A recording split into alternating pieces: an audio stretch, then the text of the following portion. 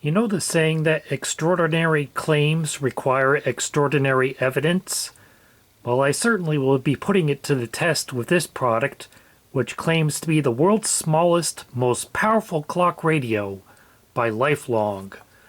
And we'll see if any of that is actually true. This is obviously not a new product. The fact that it's styled to look like a portable CD player means it's probably from the 1990s or early 2000s. Calling it the world's smallest, most powerful clock radio is evidently a claim they were proud enough of to put on every side of the box, as well as their lifetime warranty. So if this thing doesn't work, hopefully I can get my money back.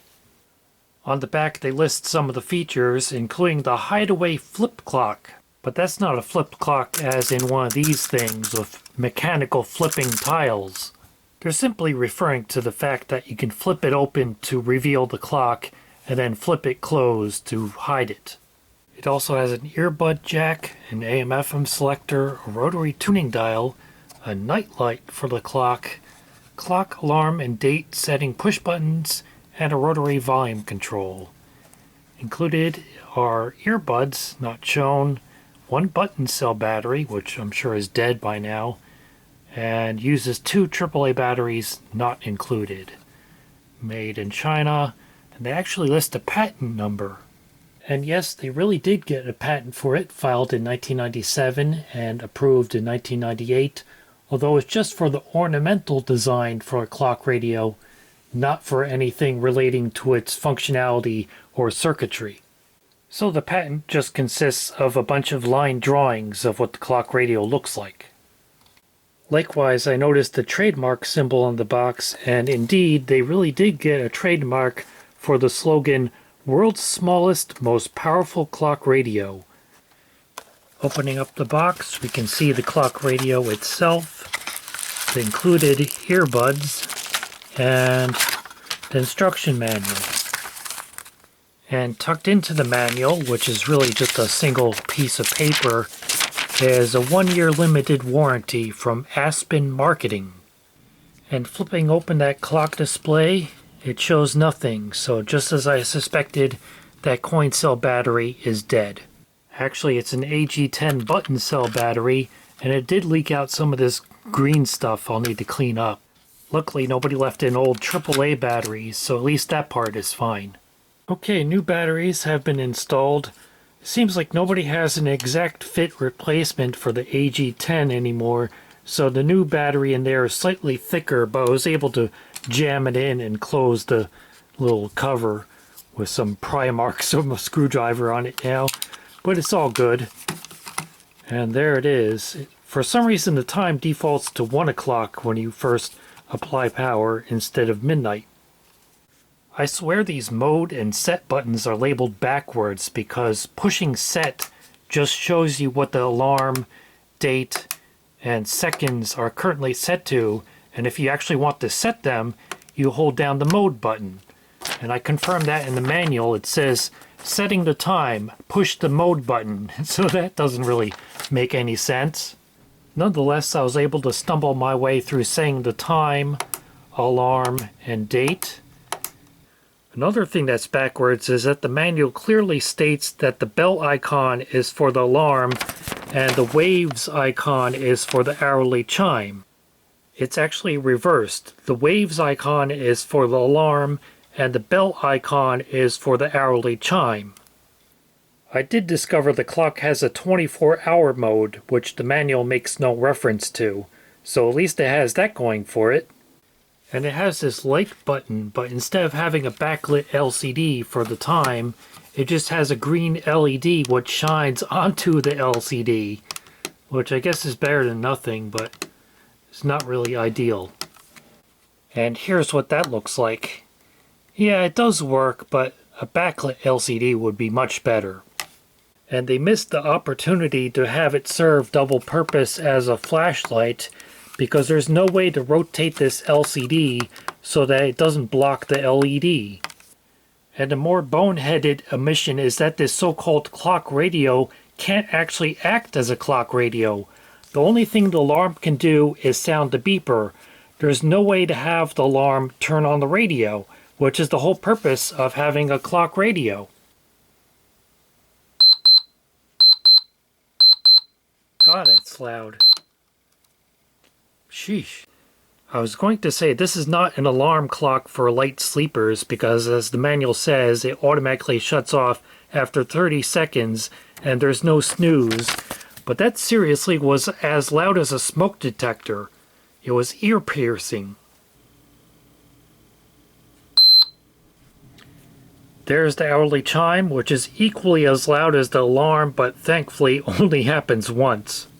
And just in case anybody cares, that super loud beeper is powered by the AAA batteries. Without them, the clock still works, but the alarm and hourly chime do not.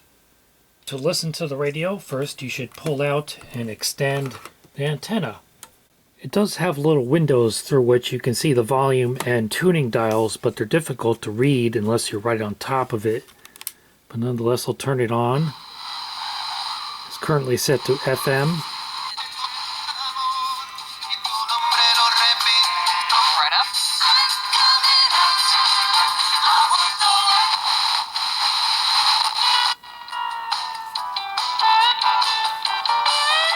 I must say I'm not impressed by the sound quality. You think this entire grill would be the speaker, but it's actually just this one little corner of it. So it's a very tiny speaker. The FM reception is okay, but not great. It does pick up the classical station, which is a weaker signal in this area, but there's some static. Unless I hold the antenna to add my body as part of the antenna and improve the reception.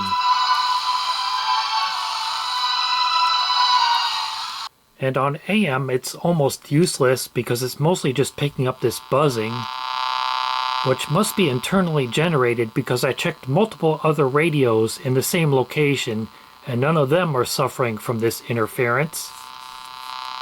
So it really only picks up a couple of strong signals. And I know it's a television show, but I'm just using it as an example.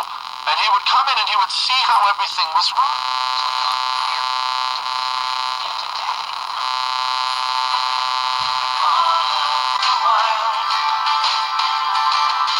So AM is useless except for the strongest signals. I was brave enough to try the included earbuds, and you know how normally with stereo audio, red indicates the right channel and whatever the other color is, usually white or black, or in this case blue, indicates the left channel? Not this time. Continuing with the backwards theme, it's reversed. Red is the left channel and blue is the right channel. They're also strangely magnetic. They pick up each other. That's weird. Not that it really matters because the headphone jack on this radio is only mono, not stereo, but to make matters worse, it's out of phase. I'll give you a direct hookup sample of what that sounds like.